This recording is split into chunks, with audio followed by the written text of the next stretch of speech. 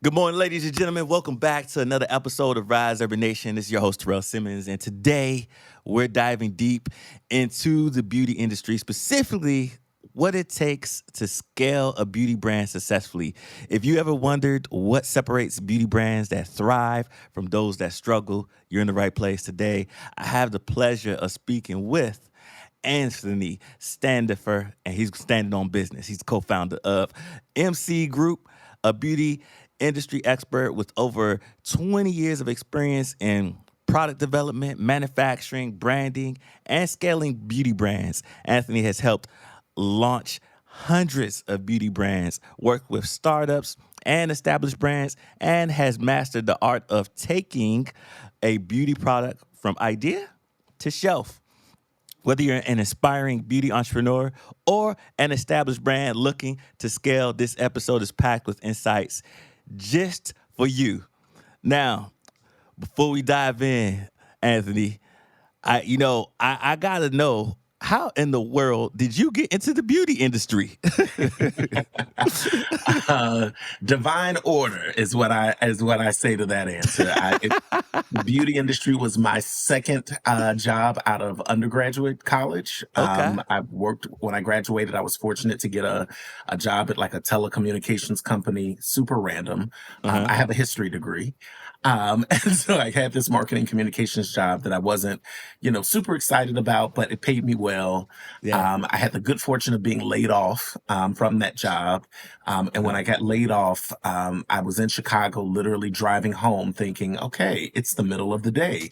I Right. should be working because for my entire life, I'd had up to that point either been in school or Uh-huh. working. And so I said, well, let me go think about what I want to do next. And because I'm from Chicago, I know there's multiple beauty companies that are here, Yeah. specifically Black-owned beauty companies. And so I decided this might be fun. Let me go Mm. just apply to one of the three Black-owned companies that I know in the Chicagoland area.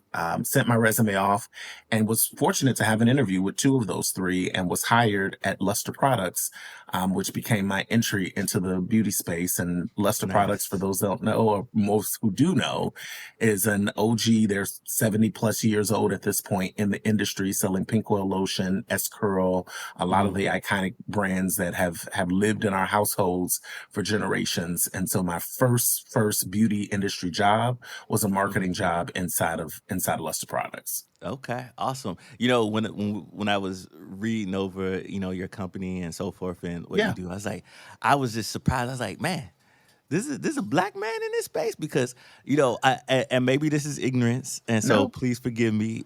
Like I often, because growing up in the hood of DC, I often see a lot of the Asian shops really holding down all the beauty supply stores, and then I started to learn that there's a big as far as when it comes to ownership in the beauty supply space, there was a lot of folks that don't look like us that really own a lot of the black products and dominate that space. So that's why I was like, wait, we in here? Like, okay, all right. He gonna have to tell me how he got in How here he because got in here. I, I Yeah. didn't I didn't know there was so many. I didn't know there was. I mean, I know there's some of us in there, but it seems like we don't have the ownership in there. Am I wrong in saying that? No, no, you're not wrong. And so I mean, the beauty industry, and let's just talk hair care. Like if we talk black hair care in the United States, it is a $4 billion industry in terms of Mhm. what's sold on an annual basis. Um, Mhm. Across that, at least in today's world, 2025, there are a number of Black-owned companies that are out there, tons of them actually. But on the flip side, there's a ton of non-Black-owned products. But within that, if you, particularly when you talk about like the big companies, what people sometimes don't recognize, like I spent 8 years of my career working in different divisions of Revlon.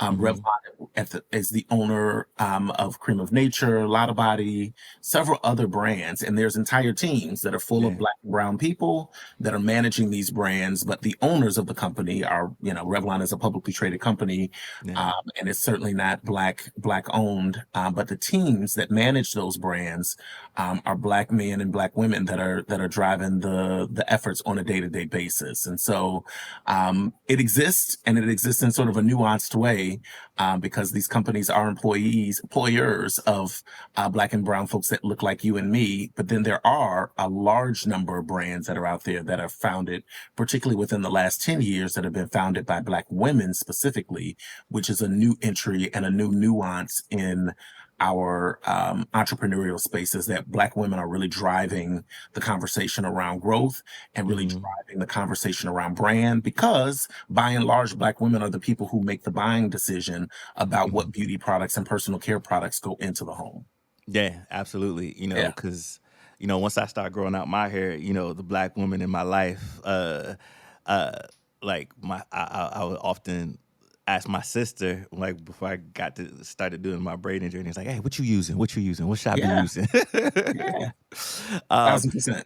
now, tell me what really sparked your passion and interest to really focus on the when you looked at the beauty, like it seems like you're more towards the branding and manufacturing. Am I correct in saying that? What really sparked Well, interest in that? I live in this really dual world. I own a manufacturing company, and we Okay, formulate and manufacture products. But at heart, I am a brander and a marketer. And so gotcha. I live in both worlds. And on the branding side is really where my passion is. And I understand not just what it takes to develop and formulate a product, but also what it takes to scale that Hmm. product when you're trying to sell to consumers in the US and worldwide. Yeah, I love that you said that. And your company MC Group is known for really standing in the gap for beauty entrepreneurs and not just advising, but actually executing strategies for them. What Correct. inspired you to build the company that supports brands in such a hands-on way? A Black woman. Who's this Black woman? Let's give this woman her flowers. Come Let's on, give this tell me woman her about this Black flowers. woman. Let's Come go, on. Black woman. Let's go. Let's go. So, about 11 or 12 years ago, I worked a job in corporate America. While I was at that job as an employee, managing marketing internationally for some pretty big brands, I met Erica Douglas, who was the head of Mhm. research and development for that company. The company itself I wasn't enjoying my job. And so I was like, okay, I came here, probably not going to stay a long time. But in the meantime, I met some incredible people, and Erica was one of those folks. And so she quit the job and went on to do some other completely random things. And she had become my friend over time. And so I'd reached Mhm. out to her a few weeks after she'd left just to check in and see how things were going. And she's like, yeah, let's meet up and, catch up for tapas and have some drinks and catch up. And I got some stuff I want to share with you. And I was like, great. And so in catching up, she shared with me this idea that she had for supporting what then were many influencers on Instagram, which was the dominant platform by which Black women specifically that were out here helping other companies make hundreds of thousands of dollars in sales, because they were using their platforms to show how to do a twist out, to show, what it's Mhm. like to do a wash and go. And so all of these things were happening, but then they wanted to launch their own brands, and manufacturers would not help them. And the Mm, reason they wouldn't help them is because their quantities that they desired to produce were too low.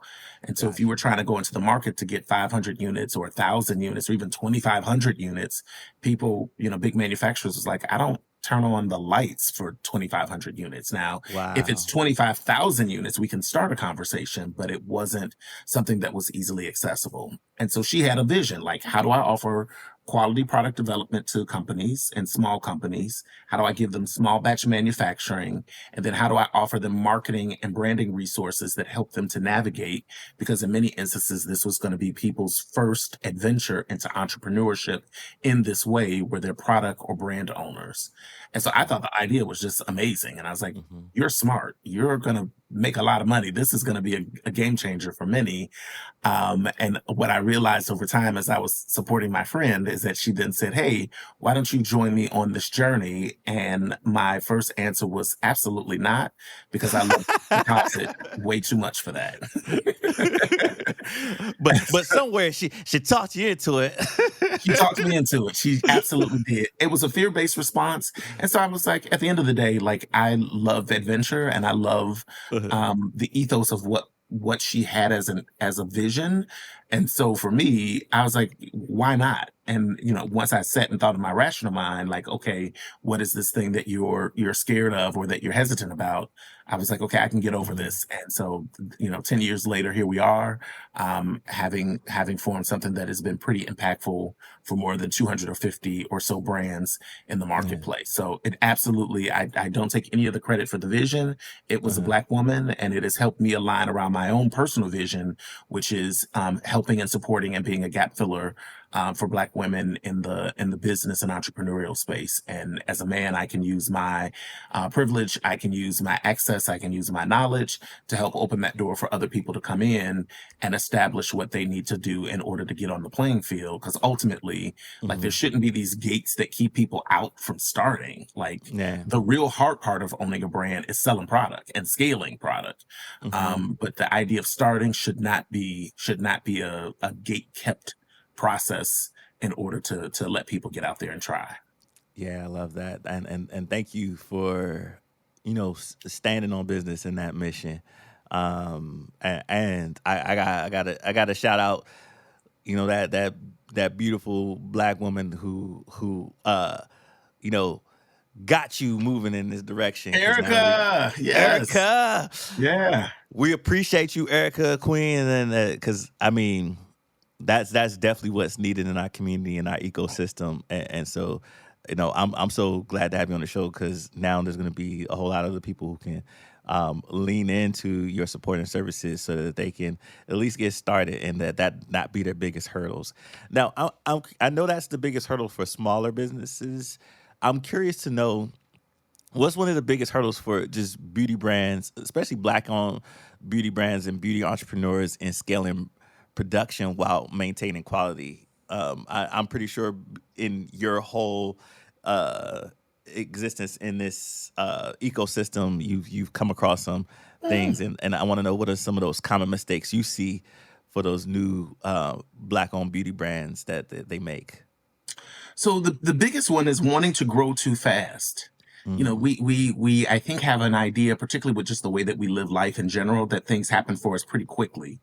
Um, Having a product-based business and a profitable business is not an unknown process. It's just new to us as people, as melanated people. It's new to yeah. us, and particularly the idea of having one that is multi-million dollars is new to us because this has Hmm. not been the traditional trajectory that we've had in the United States or really anywhere in the world at scale.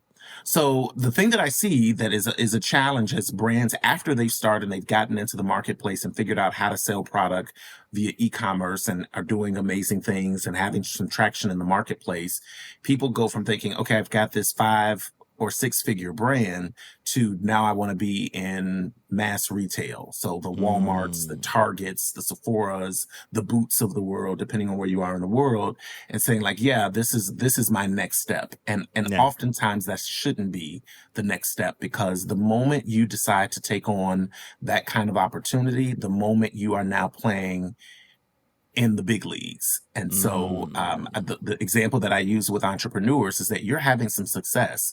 This is like junior varsity right now, yeah. where you're at in reality, in the total landscape. And it's like saying you want to go from being like a junior varsity track star to go into the Olympics and competing on the international stage. And there's some steps that should happen in between before you get there. And yes, you want to get to the Olympics someday, but that doesn't have to be right now. Yeah. Because here's what happens. The moment you decide that you want to take an adventure with a major retailer, you now are competing with every single brand in that category that's sitting on the shelf. And it doesn't matter if that's another indie brand that's bootstrapping like most of our entrepreneurs are, or if it's Unilever, Procter and Gamble, or any of the Revlon or any of these other multinational companies, you are expected to move product off the shelf. Yeah. And that is a very, very difficult thing to do at scale. And it then requires and puts pressure on the money that you have access to. So you're expected to keep products full with product. You're expected to keep marketing and demand across the country on moving off the shelf.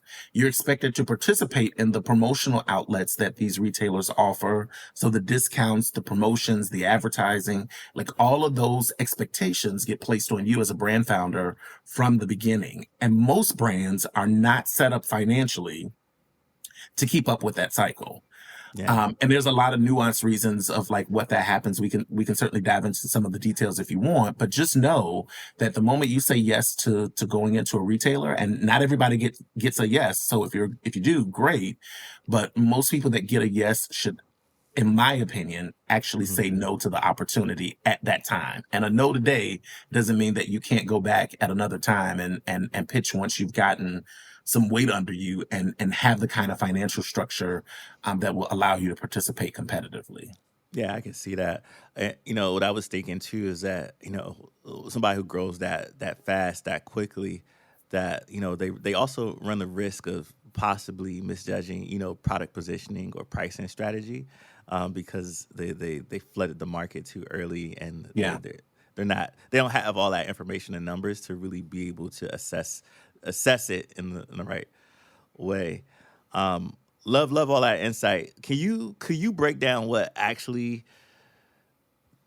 does it actually take to get a product ready for mass production? What should entrepreneurs know before approaching a manufacturer? So a couple of things, and I talk about this as I probably get a couple thousand people that reach out to us at MC Group on an annual basis to say, hey, I've got an idea and I want to start a product. And the people who stand out are oftentimes the people who are prepared. Number one, what product do you want? Hmm. 85% of people know what product they want. Number two, though, is who is that product intended for?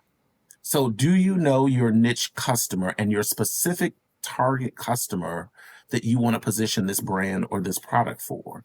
Oftentimes I see entrepreneurs give me like really broad things. Like a guy will come to me that's like, I'm a barber and I want to be able to put this beard cream out for men from 18 to 65. And I That's a go, big wow. range. Every man with a beard between 18 and 65, you are going to run out of money quickly, because that is, in your barber shop, that's who's coming through. But once you are selling on the product scale, you've got to be more specific. Mhm. And so be as specific as painfully possible. So instead of telling me guys with beards between 18 and 65, I'd love to hear someone come in and say, like, I'm looking for the 35-year-old black man who's got a beard, who's, middle to upper income, who doesn't mind spending a little bit extra on products, who's the type of customer who doesn't make a every 2 week or monthly appointment. He makes a weekly standing appointment with his barber. That's somebody who is specific about grooming and has a level of care and detail that many others don't. He And also so got if a you wallet that most don't. he got a wallet that most people don't. And so if he got a wallet that most people don't, you can offer him a level of quality that most people don't care about or cannot afford. And Mhm. so if you give me that kind of information, I can go, great. Like, I can formulate for you a higher end product and not give you just the basics of beard creams. Mhm. I can use ingredients that are going to speak to somebody that is going to be attracted to the results and the promises that we make around that. So Mhm. instead of bringing you the Mazda of formulations, if I'm using a car analogy, I can probably give you the Mercedes or the Land Rover version of that, because now you've got someone who's willing to spend more money and I can give you a formulation that's in alignment with those expectations, because this is Mhm. somebody that makes a standing appointment to get their head and their face groomed on a weekly basis. And so, like, let's give them what's in alignment with their expectations and their lifestyle. But the Mhm. moment you give me this broad 18 to 65 situation, like, you're diluting your messaging from the beginning. And Yeah. so that's also the third piece of this that is super important. Then the fourth piece is, what do you want to sell this for? Like, what is the pricing that ultimately you want to put this on the market for? If this is a conditioner, are you looking to sell this conditioner for $12.99? Or you're like, no, this is a conditioner that really is $28. And so the difference matters between that spectrum. And if you don't know these things before you ever come talk to me as a manufacturer, it shows me that you haven't gone through some of the due diligence and some of the details that are ultimately going to set you up for success. So Yeah. those are some of the basics. And as people are listening, I highly, highly encourage you to have that level of specificity before you go talk to a manufacturer, because even if they don't ask those exact questions in the manner that I've outlined it, you at least as an owner are grounded in what are the expectations that you have. And then when you come talk to a manufacturer like mSEED or myself, then I can show up and I can service you because you've given me a product briefing or an overview of what your business is and who the product is for so well that I can now do what I'm good at, as opposed to pulling out of you like, well, let's get more specific and let's get more details. You've got it already planned out, and it makes it so easy for me to work with you and to serve you and to make you happy in what I'm ultimately going to deliver to you in terms of product, in terms of packaging options, and all of the things that go into that. Yeah, that's key information. And you know, from us just having this conversation, I can realize how much of your brand and marketing genius just comes through because I just not too long ago was talking to a friend who's in marketing and branding, and I was like talking to them like, hey, I'm trying to do a refresh of my brand, and then they pretty much half of the stuff that you broke down was some of the same things that they was breaking down to me. And Yeah. I feel like I'm getting coached again. Come on, brother. We can all take a little upskilling on some things. We So can, we can. So I shout out to all of the branding and marketers. Y'all make the world go round for yeah. real, for real. Um, many beauty entrepreneurs focus on product formulation and marketing, but I feel like I could be wrong in saying this, they often overlook the supply chain and operations. How do you really help brands build systems that allow them to scale? So the thing that I tell people is, and this is the unknown truth, but it is the truth. I can develop the best product for you. And I have developed amazing formulas for people that were top tier and they didn't sell anything. They placed one order for 1,000 units and I never heard from them again. You should have helped them work on their marketing. Their marketing and brand was off. Absolutely. And so part of that is around developing the supply chain and the systems that they need. So there's two levels of supply chain. There's the manufacturing supply chain, where the raw material is coming from, who's getting shea butter from where's the ILO coming from. Like that's my responsibility as a manufacturer to manage my supply chain to produce and to put product into your hands. Your supply chain as a brand owner is, yes, it's getting product from your manufacturing, knowing what the lead times are from the time you place an order to the time that you actually get product. If you come to me and say, I got 2 units left and I need you to ship me product next week, it's impossible for me to do that. I'm a place where you come when you are 4 to 6 weeks out from running out of product, because I have to go buy materials, buy packaging, do all the things that are necessary. And so my lead times are 4 to 6 weeks on a reorder.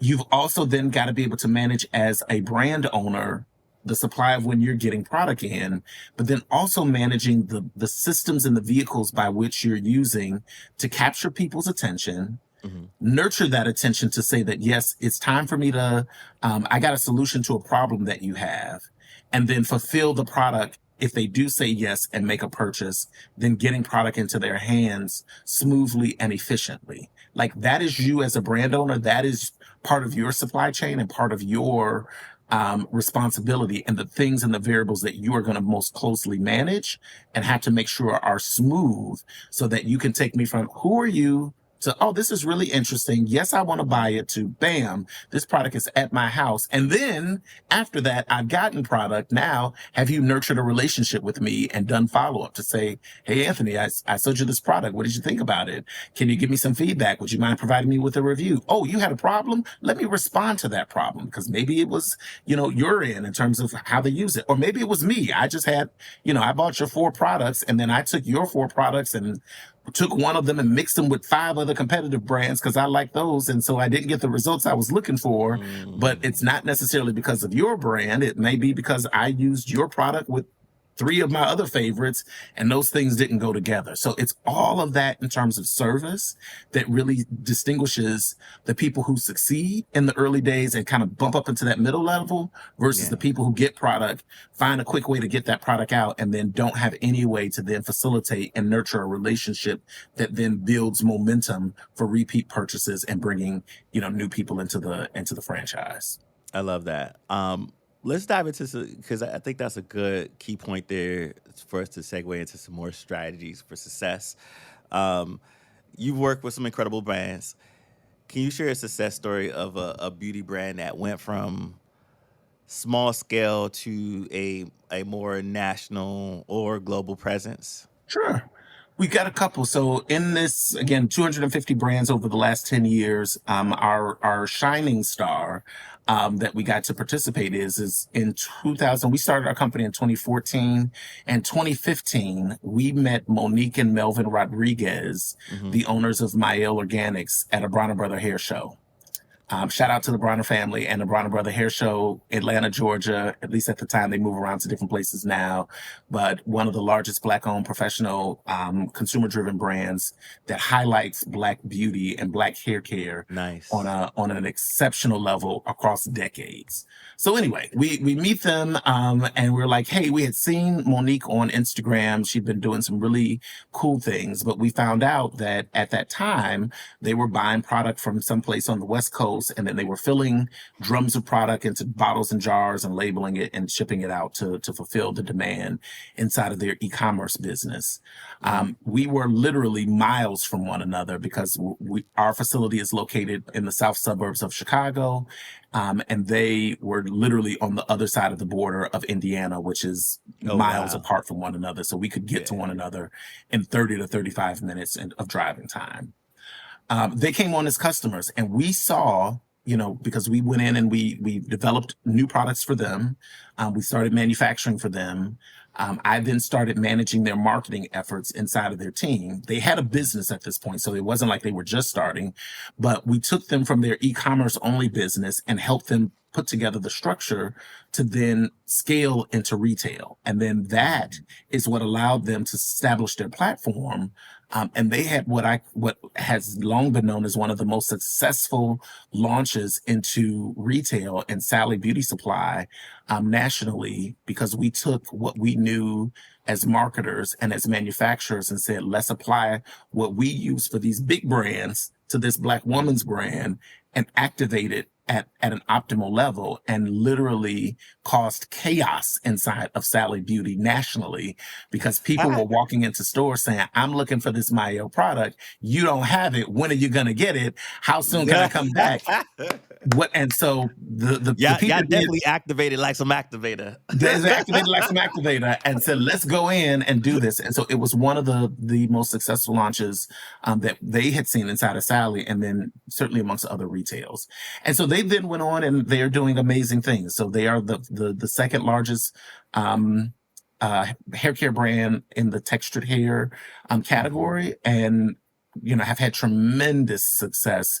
And Monique has given us a visible example of what it's like for a Black woman to lead a brand and to show Mhm. us what scale looks like. So in 2023, I believe it was, they partnered with Procter and Gamble, and so this Black woman's brand was partnered or acquired. A majority ownership was purchased from Procter and Gamble. She's still the CEO and the founder of the company, but it has caused all the controversies because now the community has the ability to talk about what does it mean to be Black owned.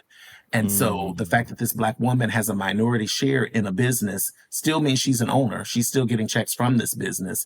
The size of the checks are exponentially bigger than it would have been if Mm. she had stayed on her own.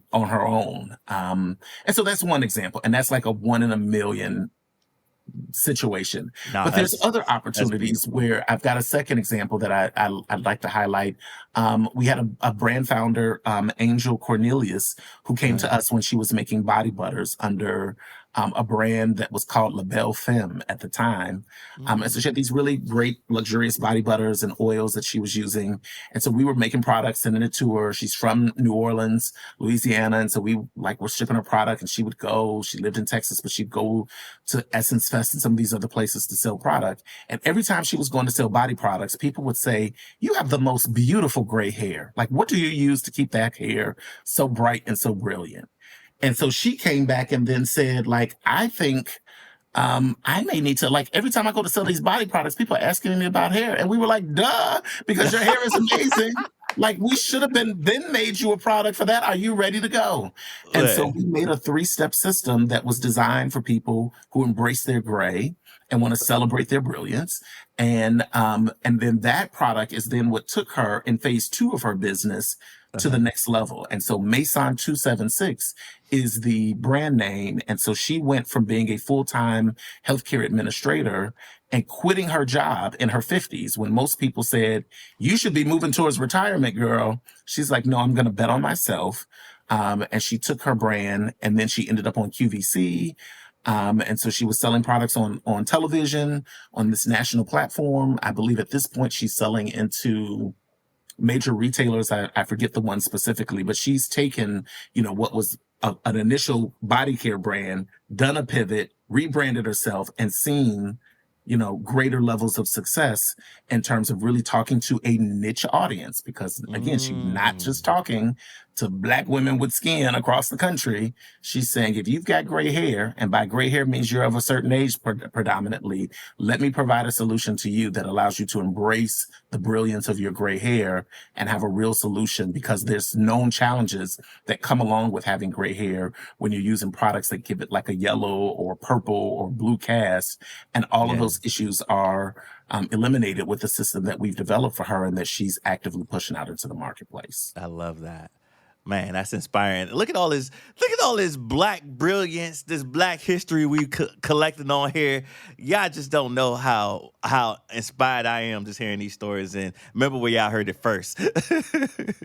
um, for all you beauty entrepreneurs listening right now, this is just game changing information and strategies. Um, what would you tell them? Like, what were the real game changing strategies that they should implement today to position their brand for the growth and retail success that you mentioned in some of these stories? What was, if you had to identify, I guess, one or two key factors that really helped? And I have a feeling I know what you're going to say. It's probably going to be around marketing, but hammer the point home for them so they can understand. No, so I may take a little bit of a deviation. So, the number one character trait for the people who make it big success versus the Yeah. people who have moderate to none, Uh-huh. is resilience. You got to be committed to this Ah, thing, and you got to be grounded in a space that goes beyond what's in front of you. If got your you. faith, and depending on what your faith system looks like, it has to tell you, like, this is the path that I'm on, and I'm Okay. not getting off of this path regardless. Mhm. Now, granted, you got to be responsible. Nobody needs to go into bankruptcy. Nobody needs to lose their home and all of this, but you got to have a real specific faith and a real specific, like, tenacity that says, I'm going to make this thing work no matter what. And the what is going to be treacherous at any given Mm. point in your entrepreneurial journey. Nobody is exempt from that. It is the equivalent of telling a woman that the delivery process without medication is going to be painless. Like, that doesn't happen.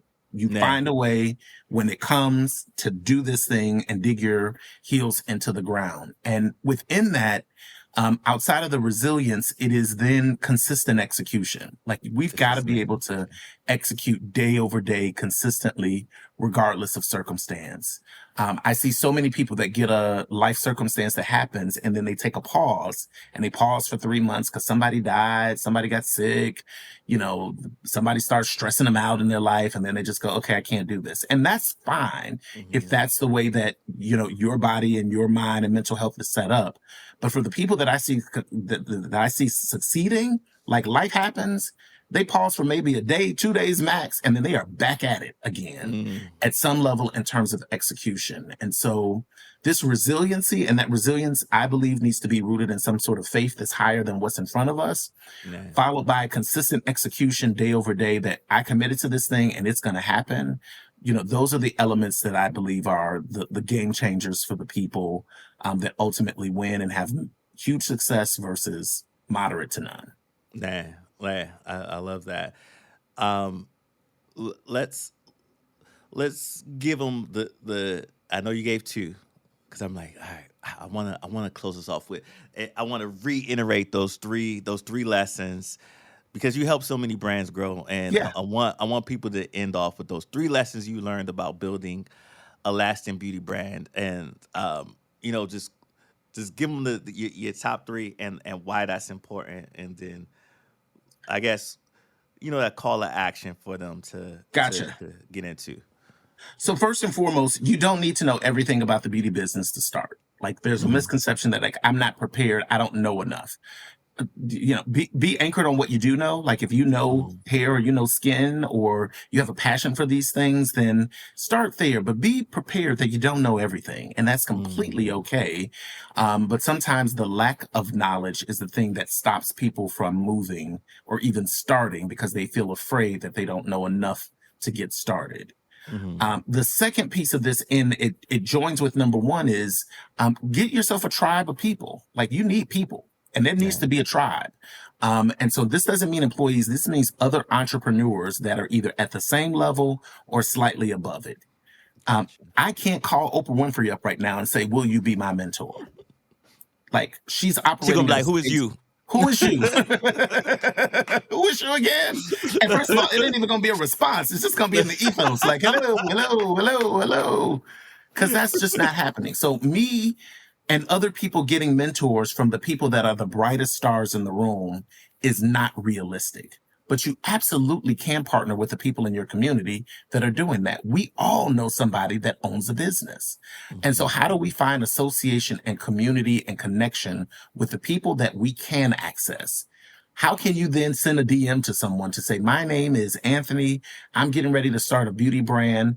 I love what I see you doing. Can you give me your top four things that you learned in the first year of your launching your business? Like Mm. ask easy, smart questions.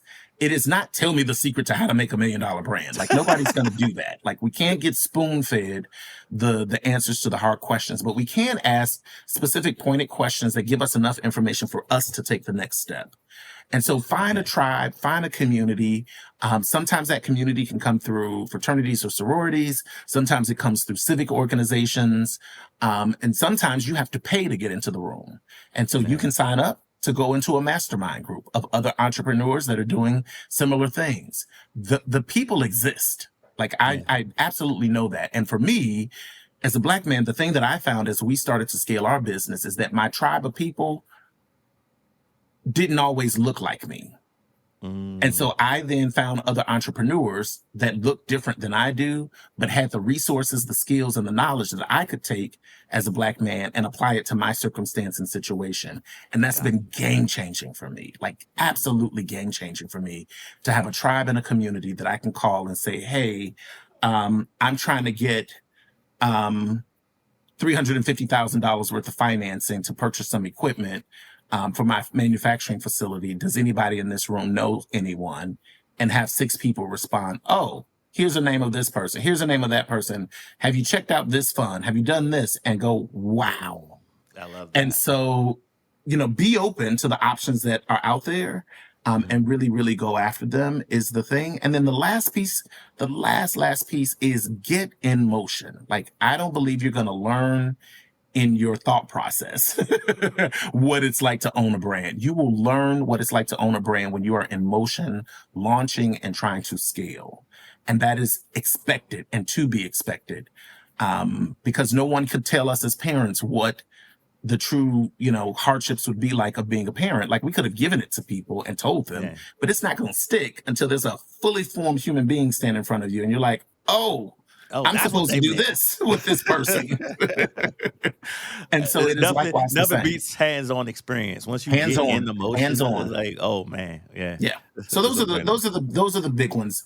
At least from my perspective, is like just be Yeah. prepared to deal with those things. Yeah, I love all that, and all I have to say, folks, the hands-on experience, get in the room, be willing to learn, and sometimes you know that taking those steps, those first steps, can lead to a lot of big results and movement forward.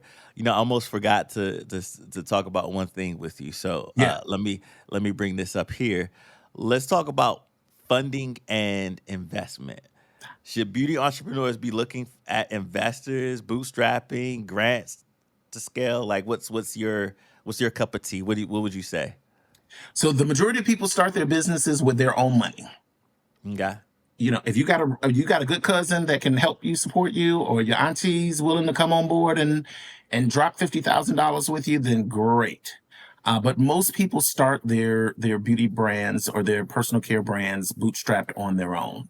The moment you get out the door, though, is the moment you should also begin looking at other avenues for accessing money. Money is universally the hardest part of scaling a brand. Like it just is. Like, and it doesn't matter if I've talked to the Monique Rodriguez's of the world or some of the other leading beauty brand founders in the country, or the newbie that's starting out and is 6 months into the journey and trying to figure stuff out. It's like the money piece is hard, and I don't have a solution to make that easier for folks. If I did, I would the gate would be wide open, and we'd be making that situation rain so that people could really do what they need to do to get on the field. But outside of then the bootstrapping or having an accessible resource, make sure that you're looking for 2 to 3 levels of money inside of your business. Level 1 could be pitch competitions. Like there's tons of resources and grants and pitch competitions that happen. And if you're a person who can then follow the administrative path and then put together the communication that makes your idea sound viable, then you are competing against other people to say that I have the best idea. I believe that is actually a valuable skill set to have. Even if you don't win a pitch competition, going through that process is super efficient because it hones your communication skill of how to communicate who you are, what makes your difference, what you need money for, and what the growth trajectory looks like inside of your business with the capital that you'll receive. That's valuable whether you're pitching or you're talking to a banker. The second is then, how do you then access bank resources? There are big banks that are out here inside the United States, the JP Chase Morgans, the Bank of Americas, the Wells Fargos of the world, who all have some desire to support small businesses at some level. Like going through that process with someone is beneficial. It's only beneficial, however, from a bank perspective, once you've been in business for at least a year, to say like, hey, this is what I've done in terms of results. This is what I want to do. And this is how much money I need. And then they may be a resource to support your effort. The third then becomes equity-based financing or equity-based money, so that you find someone who's like, yes, I will give you money, but I want ownership in your company. That gets real dicey because, if you got a good thing, you're like, I don't want to give away equity into my company. And so I ask people, do you want to own 100% of a cupcake, or do you want to own 50% of a whole big ass sheet cake? What is your desire from an ownership perspective? And just for a sanity perspective, do the math. Like if you've got a business that's doing $75,000 a year and somebody says they want to come in and they want to partner and they want 30% of that company, and that with that 30%, you can grow your business from $75,000 to $300,000 or $400,000, then like do the math to see what does that look like on the other side. And so we as owners have to, do what is necessary in order to scale and escalate our businesses. I don't think there's a right or wrong answer to the equity situation, but I also think that we shouldn't judge other people when they make a decision that might be different than what we would make. And so ultimately, if we're looking at the money situation, money is so cumbersome that we've got to extend grace to folks who are taking the path that is available to them as they go on these entrepreneur journeys, because it is like being in the Hunger Games when you need money out here and you cannot access it. And it is the thing that just won't let you go to the next level because you don't have access to capital. And so it's a thing we all have to wrestle with at some level inside of our business. Yeah, and I also say, the thing with our community is they often don't get it calculating to do the math on the things that are important to that person, right? Like there's this time, there's family, there's other things outside of the capital that that allow you to get life back and live life on your own terms and live comfortably, right? When it's all on you, sometimes you looking at that one cupcake versus that big sheet, and you're like, you know what?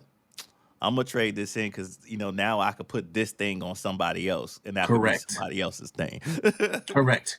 And still reap the harvest or part of the harvest that that thing generates. Yeah, And so, the thing does become like, if control is your ultimate goal, then you can continue struggling and continue grinding, owning 100% of the majority of your company. Mhm. Or you can make some decisions. And at the end of the day, what is this brand ownership about for you? If the Yeah, brand ownership for you is about, like, I want to put myself financially in a space where I can create generational wealth, not just inside of my family, but inside of my community, then you're looking to then go after things that maximize the financial value of your company. If yeah, your goal is like, hey, I want to pass this down to the next generation inside of my own family, for my kids or for other people inside of my family, then great. Then ownership and control does matter.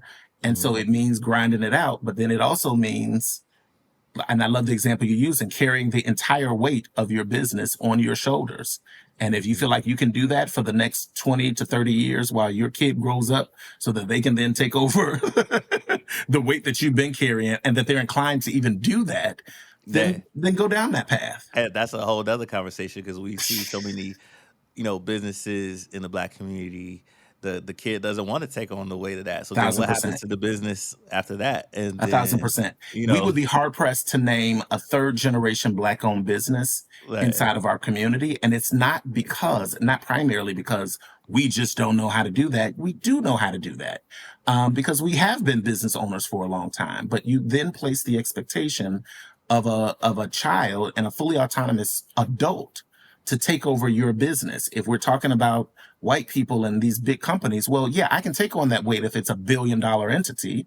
So, because where's an adult going to go and have that kind of access? But taking over mhm. your $300,000 a year company that's got all these problems, and I've watched you as the parent struggle and stress about it, like nothing about that is appealing.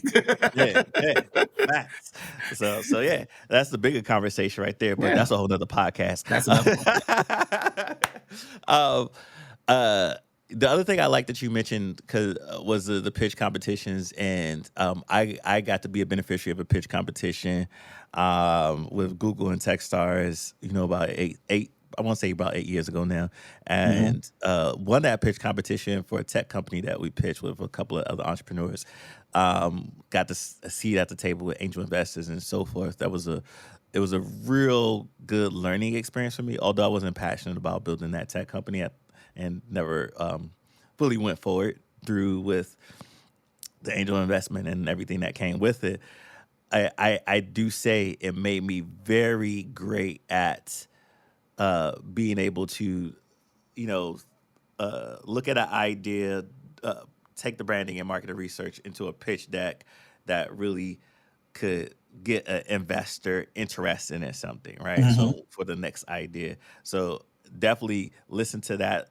If you get a chance to do it, even if you don't win, the experience does give you a good lesson that you could take with you for life into the boardroom, into the bank rooms, and so forth to be able to talk the same conversation that the investor is going to need to see on the other end to want to invest in you or your product or idea. So love that, love that.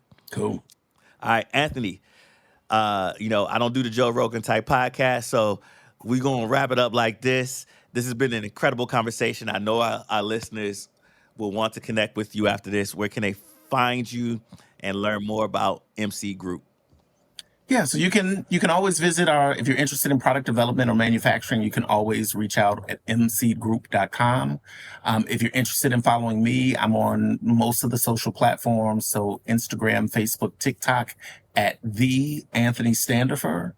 So the Anthony Standifer, and then I'm also on LinkedIn and pretty active over there. So just searching for me by name, Anthony Standifer, will give you access to me. I welcome questions. Like, it's fine to DM me and ask the specific questions. I try to be as big of a support as I can. And if it's something that I can't answer, I'll, just let you know it's not something that I can answer, or provide you with a resource that potentially can help you find the access to the questions that you're looking for. Love it. Thank you, Anthony. It's been a pleasure having you on the Rise Urban Nation podcast. To our listeners, if you enjoyed this episode, subscribe, leave a review, and share it with any entrepreneur who needs this knowledge. We'll be back soon with more inspiring stories. Until then, keep rising and keep creating. Peace.